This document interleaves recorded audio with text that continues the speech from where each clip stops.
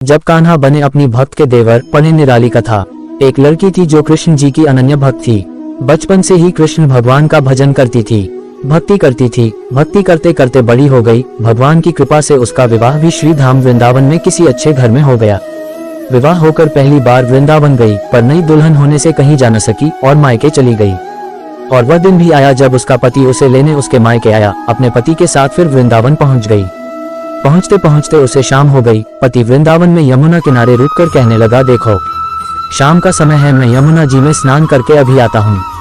तुम इस पेड़ के नीचे बैठ जाओ और सामान की देखरेख करना, मैं थोड़े ही समय में आ जाऊंगा, यही सामने ही हूँ, कुछ लगे तो मुझे आवाज दे देना। इतना कहकर पति चला गया और वह लड़की बैठ गई। अब एक हाथ लंबा घूंघट निकाल रखा है, क्योंकि गांव है, ससुराल है, और वहीं बैठ गई। मन ही मन विचार करने लगी कि देखो ठाकुर जी की कितनी कृपा है, उन्हें मैंने बचपन से भजा और उनकी कृपा से मेरा विवाह भी श्री धाम वृंदावन में हो गया। मैं इतने वर्षों से ठाकुर जी को मानती हूँ, परंतु अब तक उनसे कोई रिश्ता नहीं जोड़ा। फिर सोचती है ठाकुर जी की उम्र क्या होगी, लगभग 16 वर्ष के होंगे। मेरे पति 20 वर्ष के हैं, उनसे थोड़े से छोटे हैं, इसलिए मेरे पति के छोटे भाई की तरह हुए और मेरे देवर की तरह। तो आज से ठाकुर जी मेरे देवर हुए। अब तो ठाकुर जी से नया संबंध जोड़कर बड़ी प्रसन्न हुई और मन ही मन ठाकुर जी से कहने लगी, देखो ठाकुर जी, आज से मैं तुम्हारी भाभी और तुम मेरे देवर हो गए। अब वो समय आएगा जब तुम मुझे भाभी भाभी कहकर पुकारोगे। इतना सोच ही रही थी, तभी एक 10 से 15 वर्ष का बालक आया और उस लड़की से बोला, भाभी भाभी। लड़की अचानक अपने भाव से बाहर आई और सोचने लगी, वृंदावन में तो मैंने यूं भाभी कहकर कौन बुला रहा है। नई थी इसलिए घूंघट उठाकर नहीं देखा कि गांव के किसी बड़े बूढ़े ने देख लिया तो बड़ी बदनामी होगी। अब वह बालक बार बार कहता, पर वह उत्तर न देती। बालक पास आया और बोला, भाभी तनिक अपना चेहरा तो दिखा दे। अब वह सोचने लगी, अरे ये बालक तो बड़ी जिद कर रहा है, इसलिए कस के घूंघट पकड़कर बैठ गई कि कहीं घूंघट उठाकर देख ना ले। लेकिन उस बालक ने जबरदस्ती घूंघट उठाकर चेहरा देखा और भाग गया। थोड़ी देर में उसका पति आ गया। उसने सारी बात अपने पति से कही। पति ने कहा, तुमने मुझे आवाज क्यों नहीं दी। लड़की बोली, वह तो इतने में भाग ही गया था। पति बोला, चिंता मत करो, वृंदावन बहुत बड़ा थोड़े ही है।